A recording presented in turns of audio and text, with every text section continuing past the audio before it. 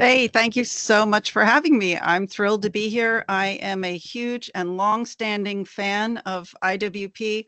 I wish it had been around in my day, so I wouldn't have had to go to the Marxist London School of Economics. But sadly, IWP was not yet. So anyway, I'm really honored and thrilled to be here today, speaking with all of you, and thank you all for spending your lunch with me. Um, so I'm going to start by talking about 1989 because this was a really important year, a pivotal year in this story, but it was also a very personally important year because 1989 was my turning point in the same way that I think 9/11 was for a lot of other people. You have many people who, for example, joined the military after 9/11. I would say 1989 was my turning point. I was 29 years old that year. And up until that point, up until the fall of the Berlin Wall, I really was apolitical. I was probably left leaning, not a patriot, probably didn't particularly love the country, certainly didn't understand our country. And then the Berlin Wall fell. And I just felt that this was such a huge momentous thing, even if I didn't really understand it, certainly didn't know anything about Central and Eastern Europe, but I thought it was so important that I should go and be a witness to it. So I started traveling there. In the end, over the course of about 4 years, I interviewed about 600 people about transition in Central and Eastern Europe, and basically ended up spending the next 18 years of my life living and working there, married Sebastian, obviously, and we lived in Budapest for 12 years, which was in Hungary, sorry, which was just fantastic. But here's the thing about 1989. And what I have to add, sorry, the most critical point was that was my awakening, right? It was only by virtue of living in a formerly communist country that I really came to understand what is so special about the United States. And I came to start to understand what communism is about. It was a long, slow education. It took a lot of time, but that was the beginning of the education. So for me, 1989 has always been a very, very special year. It was a big turning point in my own life. And I think for all of us, I think we all believed that was the year that Marxism died, right? That socialism was finally defeated and it died its final death. So I think in doing the research for this book with my colleague Mike Gonzalez, I think one of the most sort of heart-piercing parts of the research was discovering that, in fact, there was a whole other thing going on in 1989 back here at home, and we missed it. And that is a big part of why we are where we are today. So let me just talk about three things that happened in 1989. So first of all, so let's put a couple dates down as markers. June 4th was absolutely seminal. We always focus on the fall of the Berlin Wall in November, but in fact, June 4th of that year was also super important for two things: the Tiananmen Square massacre, and for my colleague Mike Gonzalez, the point that he makes is he was living and working as a journalist in Hong Kong at the time, and he said, in spite of the massacre, in spite of the crackdown, everybody really believed communism was dead or on its way out in China with that event, and it clearly wasn't. But the other thing was June 4th, were the very important elections in Poland, where Solidarność, won so many seats in that sort of first largely free election. Okay, that's June 4th. Here in the United States, July 8th, 1989. What happened on that day? 35 scholars, largely students of critical legal studies, 35 scholars gathered in Madison, Wisconsin, and they came up with a new discipline that they named critical race theory. And what they decided with critical race theory, a couple things happened with that. First, they said, it's time for the white men to get out of the business of civil rights, legal studies, and studies in general. It's time for people of color to take over. They did not, well, I would say some of them did not openly use the term Marxist to identify themselves. They use sort of softer, gentler language. And their goal, they said, this was from one of them, a utopian conception of a world more communal and less hierarchical. Indeed, that's Marxism. But they also, others did describe themselves as Marxist. So in addition to deciding it was time for the white men to get out of the work of civil rights, they also basically declared it would now be Black and Hispanic Americans who would lead the revolution. And they were absolutely clear that they did want revolution. They wanted complete social change. So one of the godfathers of this movement, Derek Bell, he was a Black professor at Harvard Law. He said, "We believe that standards and institutions created by and fortifying white power ought to be resisted," right? Resisted, ultimately taken down. So this is the first thing that happens in 1989. The second thing that I think we all missed was, and I don't blame us for missing it, because the true sort of impact of this didn't appear until years later. But one of the members of Students for a Democratic Society, and then its eventual splinter terrorist group, the Weather Underground, Eric Mann was one of its members. He decided to create the Labor Community Strategy Center in Los Angeles. Why did he do this, and why is it important? The student radicals, and I will say, just to sort of give away some of the end here, it is the student radicals of the 1960s who I think are in many ways at the root of what we're seeing today. I mean, the story that we tell in the book is, obviously a much longer story. In fact, I argue it goes back thousands of years, right? I think the lust for envy and power, which is the heart of Marxism, has always been part of the human condition, the human project. So Marxism was nothing new. He just gave it a name and kind of gave it details that rooted it in a specific time and place. But Eric Mann, who was one of the members of SDS and then the Weather Underground, served time in prison for terrorism. He recognized, as many of them did, that organizing people for revolution was critical to achieving Marxism in this country. And so that year, 1989, he created the Labor Community Strategy Center. When do we finally realize how important that is, how impactful that is on our country? Well, it turns out that one of his early recruits, and someone that he both found and trained, and she worked for him for many years, was the 17-year-old Patrisse Cullors, who went on to found Black Lives Matter. So that's the second thing in 1989. Now the third was an article published in the New York Times, written by their former, I think she was the Moscow bureau chief, of journalist named Felicity Berenger.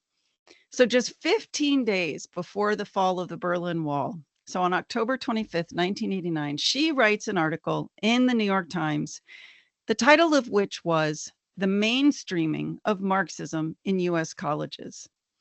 And here's just one quote from the article. She says, "As Karl Marx's ideological heirs in communist nations struggle to transform his political legacy," so obviously she didn't know that it was about to outright collapse, "his intellectual heirs on American campuses have virtually completed their own transformation from brash, beleaguered outsiders to assimilated academic insiders." So essentially what she was saying in 1989, the year we all thought Marxism was dead, she's saying Marxism has gone mainstream on US colleges and universities. So that's 1989. How did we miss it? I think this is the really big question. The question I get more often than any other with regard to the book is, how did we get here? And how did we not see this coming? And I'm telling you, I think it comes down to 1989. And in part, I think it's because those people, I would say anybody that understood the threat of communism, so all the Cold War warriors and all the sort of Cold War historians, anybody who understood the threat of communism, I think had their eyes really focused on Central and Eastern Europe, because this was huge. This was so momentous. If you're too young to have lived in that time, it's impossible to explain to you what just an unbelievable, joyous, celebratory time it was. We had won. That was the feeling, right? We won against the Soviet Union. We won against socialism. And so I think not only were we paying attention there and not paying attention here, but I think we also ignored the warning signs. And it is important to point out that we had warning signs. I'll just mention, some of the books. There were quite a few that were written. I'll mention some of the most prominent. Alan Bloom, 1987, wrote his book, The Closing of the American Mind, How Higher Education Has Failed Democracy and Impoverished the Souls of Today. 1990, Roger Kimball wrote a great book called Tenured Radicals, How Politics Has Corrupted Our Higher Education. Then 91, Dinesh D'Souza came out with Illiberal Education, The Politics of Race and Sex on Campus. And finally, I want to also mention, it came out a few years later, I think it was 1998, but David Sachs, Peter Thiel, and Elizabeth Fox Genovese wrote The Diversity Myth, Multiculturalism and Political Intolerance on Campus. So people were warning us that there was trouble on our campuses, but we didn't take it seriously enough. And I don't think anybody really understood just how far this could go. And I want to say the other piece. So there's not only did you have this ideological dimension to this cultural war, and that's what it is, but there was another very, very critical piece to this. So you had in the universities the ideological development of what we are now calling NextGen Marxism, but it's this new phase of Marxism. It's a kind of cultural Marxism where the aggrieved or the oppressed class are people of color or people of a minority sexuality. So you not only had the ideas being seeded, but they were organizing. And this is the piece that I cannot emphasize enough, because without this, none of this would have happened. And let me say more. So I'm gonna talk about the organizing piece for a little bit, because I think this is so critical. So Marxism failed in its first 70 years. Think about that. 70 years they pushed it. And the revolution that Marx predicted never happened, right? He said he believed that the workers would overthrow the owners because the conditions were so terrible. Well, one of the things that he failed to recognize, first of all, was that capitalism itself would resolve many of the problems. Capitalism consistently improved the conditions for the workers, so sort of obviating the need for revolution. But it just turned out that, for the most part, yes, there were always, and there always have been, probably a minority with radical ideas, but honestly, there's never been a majority that wanted to overthrow what they had for that utopian vision. It only succeeded in Russia because of Lenin, and I'll tell you why. Lenin came up with this winning formula. And I just want to say, I think one of the things I came away from having researched the book is the recognition, first of all, that Marx is just the depth and epitome of evil. But Lenin takes the case as well. I mean, truly an evil genius. And I will give him credit for being a genius, but just profoundly evil.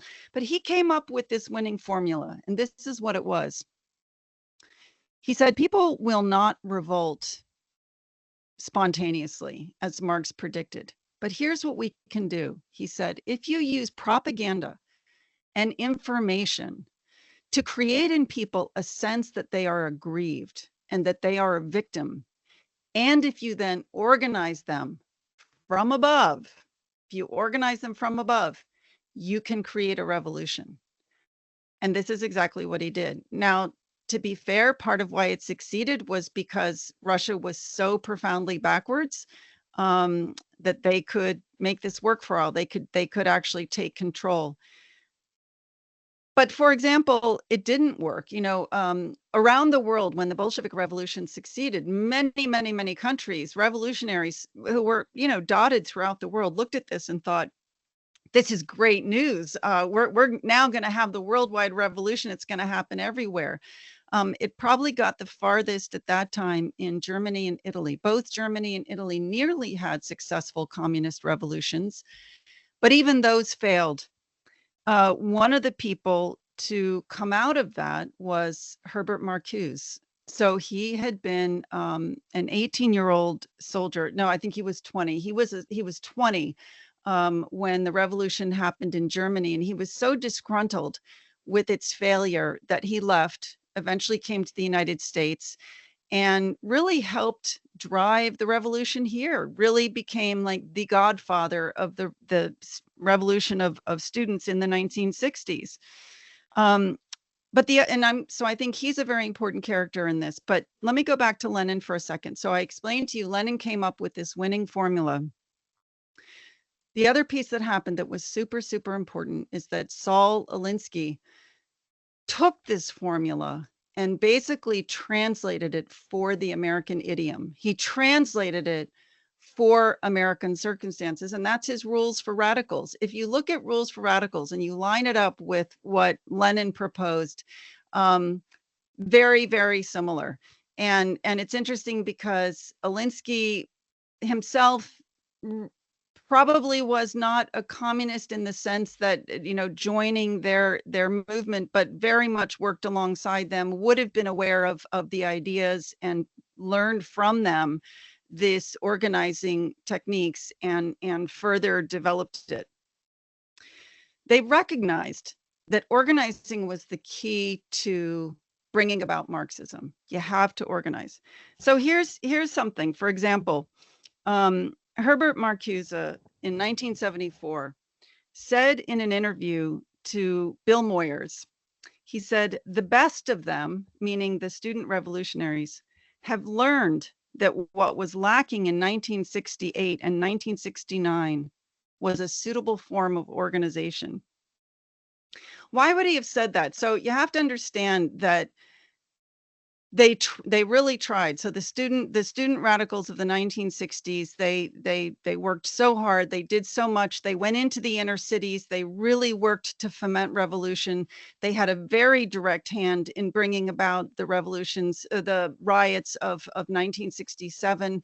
They actually showed people how to use Molotov cocktails. They provoked the sense of grievance. But ultimately, they felt that their revolution failed. They felt that they had not brought about sufficient changes in the civil rights regime. They had not brought about a quick enough end to the Vietnam War. And they had not brought about Marxism. They had not brought about the collapse of the United States. So by the end of the 1960s, these student revolutionaries essentially disbanded. And they went one of three ways. So you had the small, most radical group went full terrorist through the Weather Underground. They said the reason we failed is because we weren't violent enough. So they went full radical, full terrorist. You had a whole group that focused on organizing.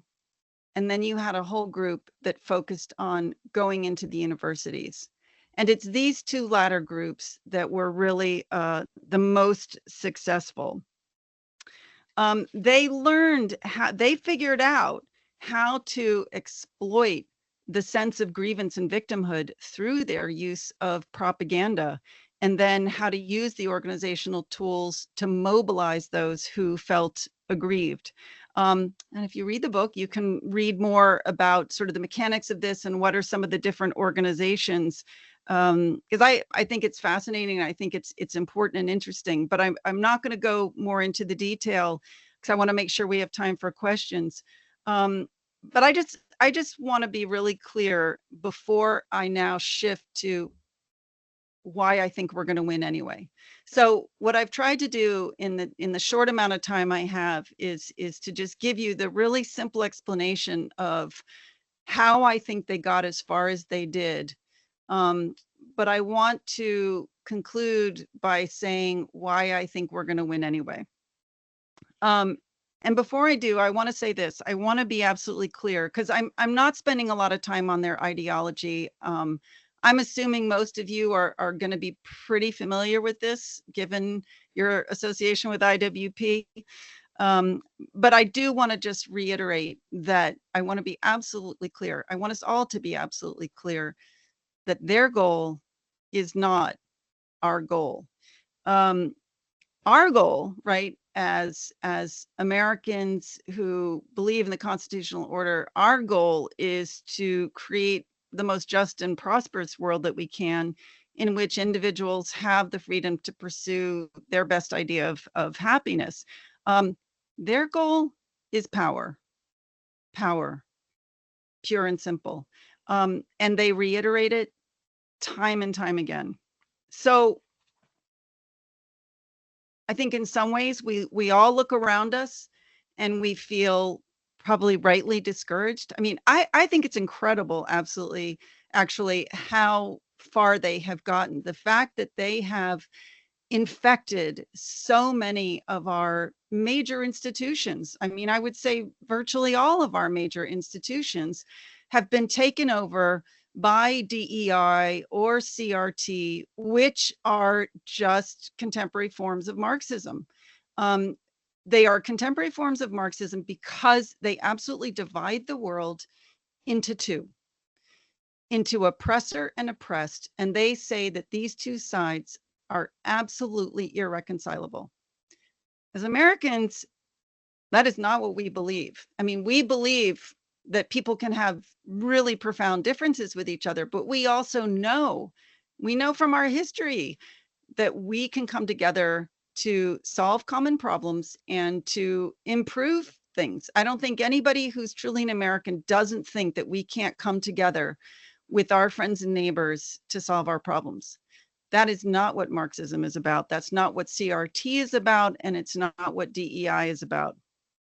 Why do I think we're going to win anyway, in spite of the fact that they have gotten as far as they have, and frankly, they are indoctrinating an entire generation of young people? I think the key to this question is something that I found in a study that was published in 1952 by the Rand Corporation. So it was written by somebody named Felix Selznick. I had not been familiar with this. I'd love to know if anybody else had come across this. Maybe this is really famous and I just didn't know it, but it's not like the long telegram or NSC 68. But I came across this study from 1952 called The Organizational Weapon, a study of Bolshevik strategy and tactics on Soviet organizing. So Selznick, it's a big study. I think it's some 300 pages. Absolutely fascinating study. Very, very insightful. I think really before its time, but it was an amazing document. So one of the interesting things about it, he acknowledged that the Leninist use of organizing did indeed give them a tactical advantage in the struggle for power. So that's kind of bad news for us, right? Because they've mastered the tool of organizing. But here's what he says, and this is where the key lies for us. He also acknowledged that reliance on organizing is a sign of strategic weakness. So here's what he said. One of the general functions of organizational weapons is that of eluding the need to win consent as a condition for attaining or wielding power. Okay, so do you hear that? So what he's saying is, if you can't win consent, you essentially take it through the use of organization. When a power-oriented elite wishes to exercise authority beyond its ability to mobilize favorable opinion in its own right, organizational manipulation may be one method of doing so. So essentially, he's kind of saying um, it it will collapse on itself, right? I mean, I think that's implicit in that analysis. And here's the good news. I think we're already starting to see this ideology collapse in on itself, which socialism inevitably does because it only ever serves a few. It never serves the majority. And so the awakening is happening. I'll tell you one of the most impactful things that I read in my own education about communism was and I would show it to you if I could put my hands on it, but I don't see it, is a book by a very prominent Hungarian economist named János Kornai. So he was a young man when the communist revolution came to Hungary, and he really embraced it. And his reason for this was, as a young Jewish man in Hungary, he felt that the Communist Party offered him the first opportunity to be fully accepted for who he was and not discriminated against for being Jewish. And I thought that was really eye-opening. I mean, I could sympathize. I could understand the appeal of that. But what happened? And he even went so far as to say that he mourned the death of Stalin in 1953. He was that bought into communism. But here's what happened. Following the death of Stalin, as things started to lighten up and prisoners were released from the Gulag, he ran into an old friend who had been an old, very staunch communist. And this friend had been imprisoned and brutally tortured. And this was a real shock to the system of Kornai. He said this: "I thought it unacceptable to torture even criminals, let alone the innocent.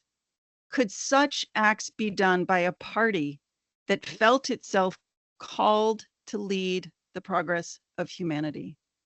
So here comes that awakening of where socialism ultimately betrays all of its promises, which in fact turn out to be lies, and it can only achieve what it does through brutality.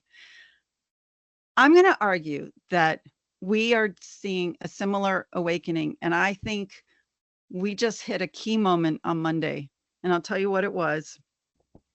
This is a moment that has been seen by 36 million people on X. I don't know if any of you watched this. It was the interview between Jordan Peterson and Elon Musk. Took place on Monday. Absolutely fascinating. They talked a lot in the beginning about Musk's new AI initiative and why is he pursuing this. And he talked about what he called the woke mind virus, okay, this is Marxism. But it was later in the interview that it got very, very personal. And I think this is going to be a wake-up call for a lot of people. He starts talking about the transgender ideology, which is absolutely a natural outcome of NextGen Marxism. That is what is behind the transgender ideology. And Elon Musk says, and it's absolutely heartbreaking. If you haven't seen this, it is so moving to listen to him describe this. He says, "It happened to one of my older boys, where I was essentially tricked into signing documents for one of my older boys, Xavier. I was told Xavier might commit suicide, so I was tricked into doing this. It wasn't explained to me that puberty blockers are actually just sterilization drugs.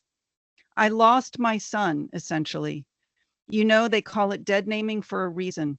The reason it's called dead naming is because your son is dead. So my son Xavier is dead, killed by the woke mind virus.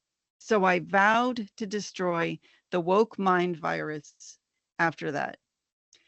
To have someone of his prominence on such a platform, and with Jordan Peterson, and the fact that here we are only 2 days later and 36 million people have seen this, for me, this is the turning akin to what János Kornai described. People are, and I'm not saying he's the first one by any means. I mean, I think we've sort of been moving into this awakening for several years now. And I think the big mistake of the NextGen Marxists is that they put our children on the front line of their culture war.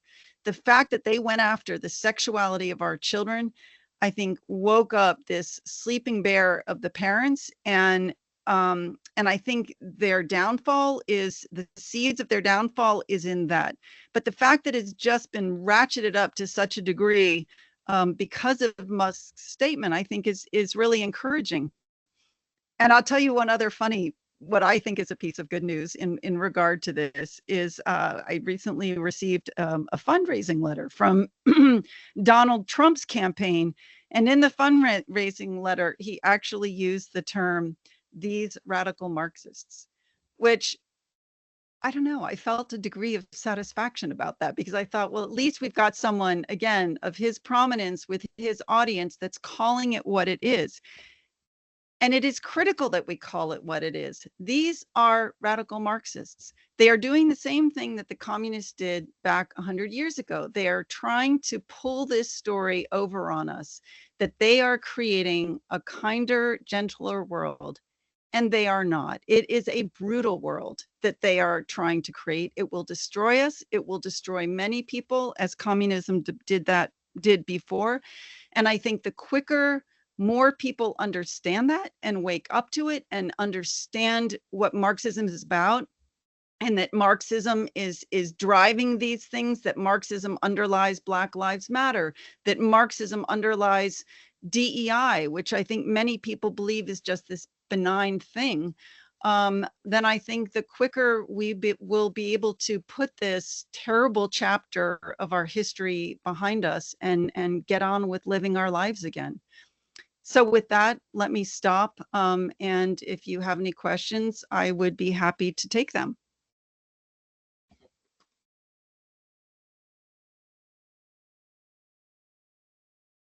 Thank you very much, Ms. Gorka, for that discussion.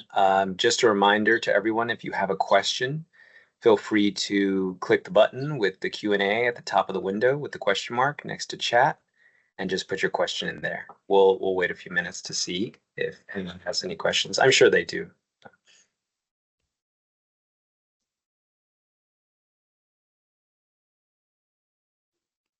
All right, I'm counting on Chris Harmon to give me a question. Come on, Chris. Okay, so we have our first question, and this is from Arnulfo Acedo. And it's, why do you think that the student radicals from the 1960s who eventually became professors, community organizers, and leaders are pursuing this? You just mentioned power, but is there a deeper agenda or other motives? Yeah, I mean, look, to be fair, I think that people were, back in the 60s, I think that young people were truly moved by the injustice they saw against Black people. I mean, I want to give credit for that, right? I'm not saying they were all evil, or at the time that all they wanted was power. I think there was, and if you talk to anybody today who was sort of active in the 60s, I think there was a really sincere interest in ending civil rights. I think there was also a lot of heartbreak over the images that we saw coming out of Vietnam. And again, I think you have to be old enough to remember it and to have seen those images, but they were heartbreaking. It was very tough to watch. And so I do think there's a certain idealism. I think there's a certain, no, that's the wrong word. I think there was a true desire to see an improvement, to see, injustices corrected. But there was, from the beginning, I mean, if you read the Port Huron Statement, which was the opening salvo of Students for a Democratic Society back in very, very early 60s, from the beginning, it wasn't just that they wanted to correct injustice. They hated our system. I mean, they were so disparaging of our American system, and they wanted to tear it down. So, and why that came in, I have a hard time to answer that. I mean, I think to some extent we do answer this in the book. We talk about sort of the cultural influences. I think, many of our very prominent writers just Jack London, Arthur Miller, just to name a few, were seduced by the ideas of communism. And so their ideas then seeped into the culture, right? So there was a certain kind of hatred of America that came along with it. So you have these, two threads. I hope that answers the question. Okay, we have another question here. It says, now that you've helped us awaken to next-gen Marxism, what do you see as the fastest way to eradicate it from our country? Okay, I will say, I honestly think it's through elections. But to be fair, look, I think it's super important, and we talk a lot. So if you read the book, we do talk a lot about different things. There are a lot of actions being taken by state legislatures. There's a lot they can do. You're probably seeing some of the news stories, how they're like, for state-funded colleges and universities, legislators can get rid of funding for DEI positions. There's a lot that can be done in that level. Lawsuits are super, super important. I mean, I think lawsuits are actually what are going to ultimately bring an end to the transgender ideology. At the individual level, I think it's the same as the famous Václav Havel essay, The Power of the Powerless. And if there's any one single seminal essay out of the sort of fight against communism, it's that one. If you haven't read it, it's beautiful. It's so powerful. And the point is, it just takes one person to stop telling the lie and to have the courage to speak the truth, even if you might pay some personal cost, but you have to tell the truth. You have to speak out against this. And so I'm going to say that I think is super, super important. And lastly, I think elections. I think elections are just critical, and not just at the top, but all the way down. I mean, here in Fairfax County, I can't tell you the kind of radical stuff they're pushing through because we have an all Democratic radical left school board. And so they are able to shape what our children are getting educated with. So you have to get involved in the electoral process. Okay, regarding education, what are your thoughts about social emotional learning and Marxism? I'm not super strong on SEL. I mean, I know that it's considered part and parcel of this. And so I can't give you a good answer to that, but I know if you just do some research, I think you'll find there are great people who write about this. There's a woman out of California, just up near San Francisco, she goes by the name Kelly Sky. She does probably some of the best work on this, and she really kind of uncovers what's actually behind it. But I'm not great on that subject. Okay, this question is from Dr. Linchowski. He says, thank you, Katie, for a great talk. How about the spiritual dimension of this? Marxism depends on secularization, and that process is proceeding apace. Oh, yes. I mean, I look, I think one of the most insightful things that I've read was Paul Kengor's book on, is it The Devil and Karl Marx? Where he talks, I mean, it is just extensive, Karl Marx's obsession with Satan. And I think I think it is a satanic movement. Um, and so, yes, I heard, oh, in fact, it was again in the Jordan Peterson, Elon Musk interview. One of them, I think it was Peterson, said something very, very, very interesting that I hadn't thought about, but I think it's really true. He said, if you don't have faith, the only thing left to you is power or hedonism. And bingo. Yeah, I think that's really key. And again, I'm going to say I'm encouraged. I mean, I look at these things happening lately, this huge Eucharistic Congress that just happened. I think we're seeing revivals in a lot of places. We're seeing a lot of young people embracing the faith. So I'm going to remain optimistic. Okay, next question says, when I bring this up with individuals that lean left, it sounds like a conspiracy theory to them. How do you suggest handling this type of pushback?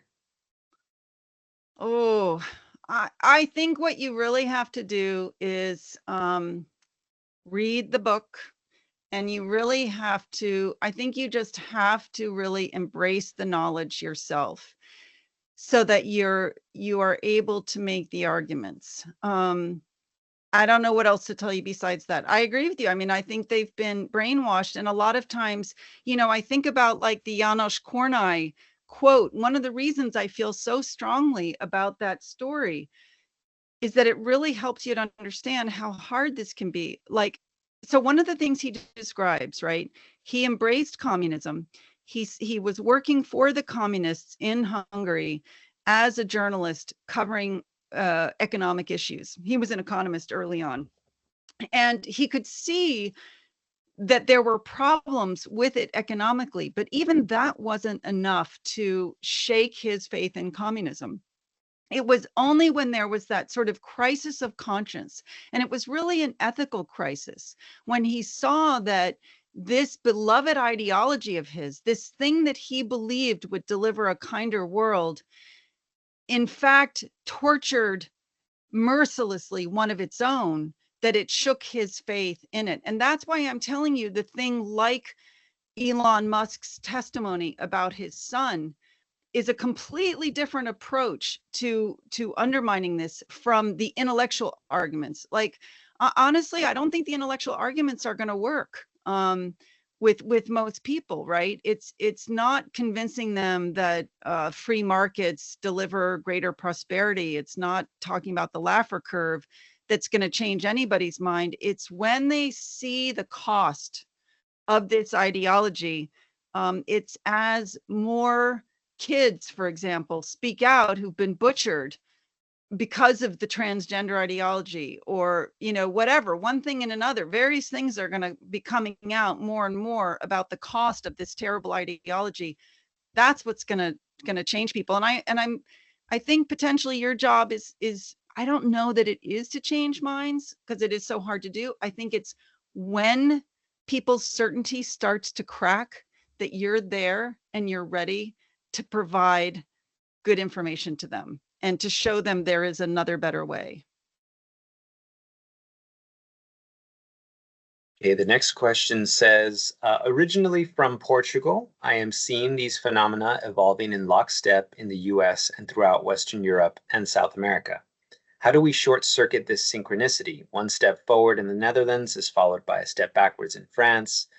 Good news with Italy, and yet Spain still remains controlled by the PSOE.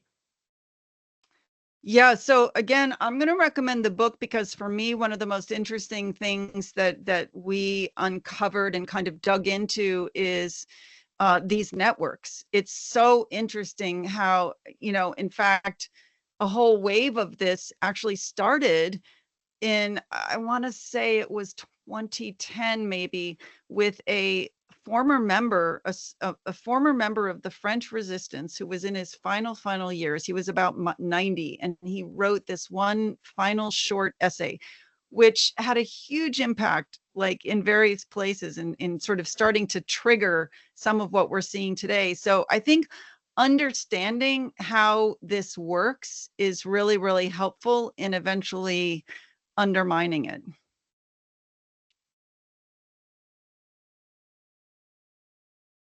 Okay, the next question. What is the best way to protect our young people from being influenced by those who want to recruit them for the Marxist organization? Oh, that's so easy. You do not let them go to public school. You homeschool them, or you put them in a classical school, or you put them in a Christian school.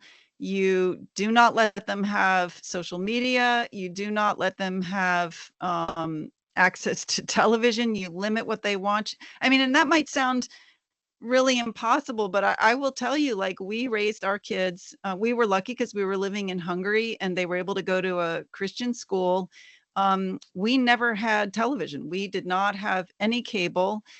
We let them watch movies, but we picked what they watched. I think parents have to become hyper vigilant about what they let their kids be exposed to these days, because I'm telling you, what's out there is so evil, and it's just crazy to see the number of kids that are getting seduced by it. And the really sad thing is that it's to the point now where, you know, it's life changing, life ruining steps that kids are wanting to take. So I just say move to the move to the mountains somewhere and isolate them and protect them and love them. Okay, the next question. Would you consider the Indigenous truth and reconciliation efforts in Canada an example of the oppressed versus oppressor, recognizing that we are in the traditional territories of the First Peoples and so forth? You know, I don't know enough about it to really say.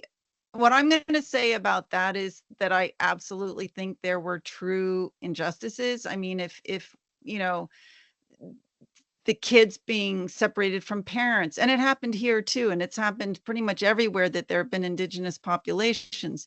You know, I think kids being forcefully separated from parents, you know, forced to give up their culture, there's real injustice there.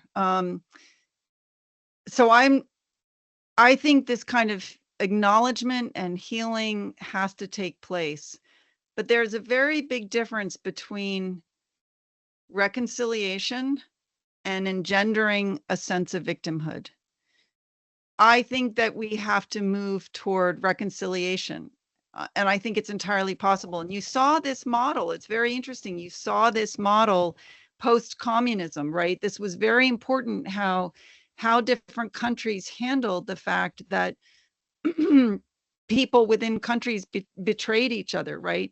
You have to somehow find a way to live with each other. I mean, what's the solution? You're not going to have people, you don't want people going to war with each other.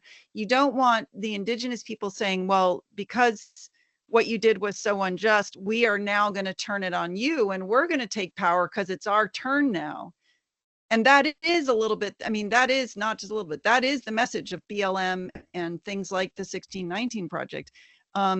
Let's find a way to come together as people and reconcile and heal.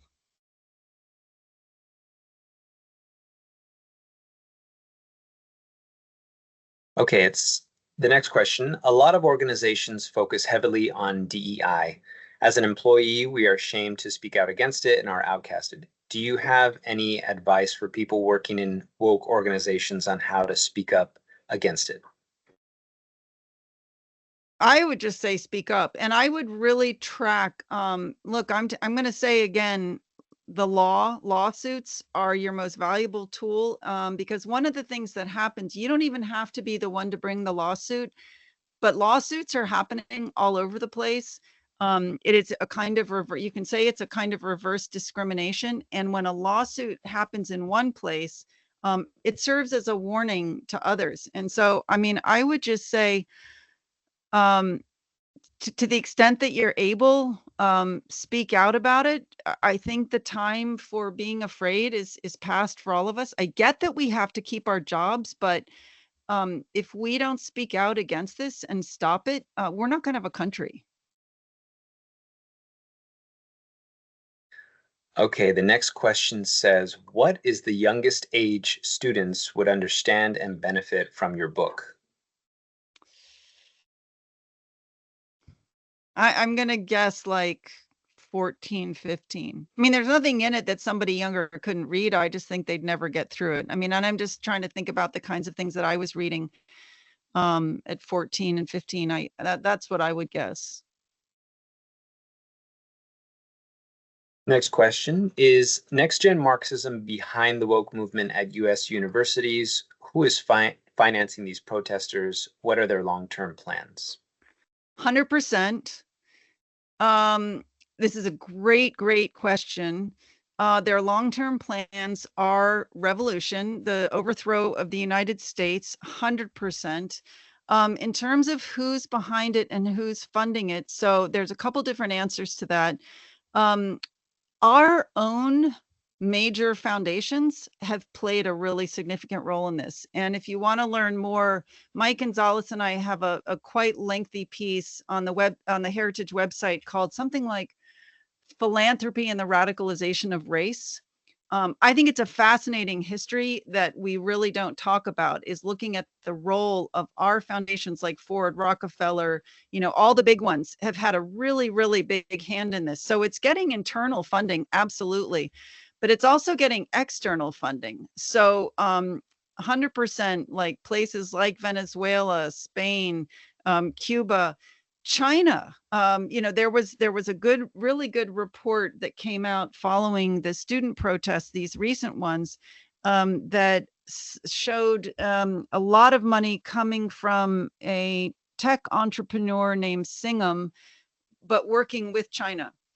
So he's originally from Sri Lanka, but very, very tightly tied into China. So this is also partly why this is such a tough fight for us. And I think why, for us as mere individual Americans, I'm telling you, we are up against a mighty foe with this, right? I mean, so many big money people, so many countries who hate us, who are trying to destroy us, are behind this. And what are we, individual citizens? But that's kind of why I also feel so strongly, stop being afraid, right? We have to fight, each and every single one of us. Okay, and just another friendly reminder to everyone, if you have any other questions, please put them in the Q&A chat box. That is the button next to the chat button at the top of the window. We have one last question here. It says, a statement more than a question. A big part of the rise of Marxism in the 60s was the terrible mistake of the Vietnam War, far more than the civil rights movement. Thoughtful people saw America as wrong and the Vietnamese communists as oppressed. The adamant refusal of the US establishment to entertain their error in Vietnam drove thoughtful people to the left. College students took it personally because of the draft. I hear that argument, and I can understand that.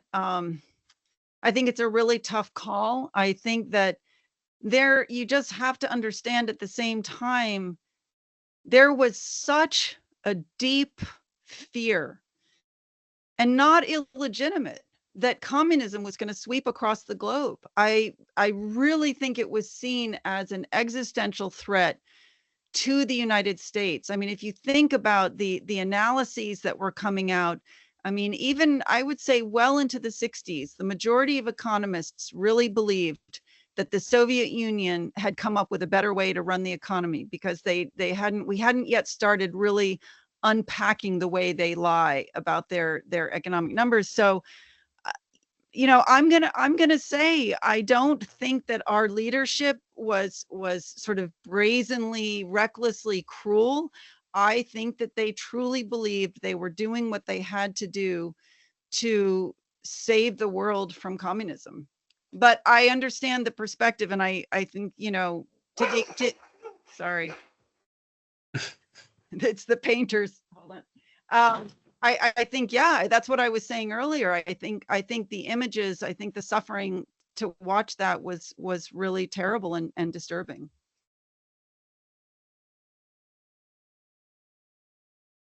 Okay, so we'll give it one more minute to see if there are any questions in the Q&A chat. I think we answered them all.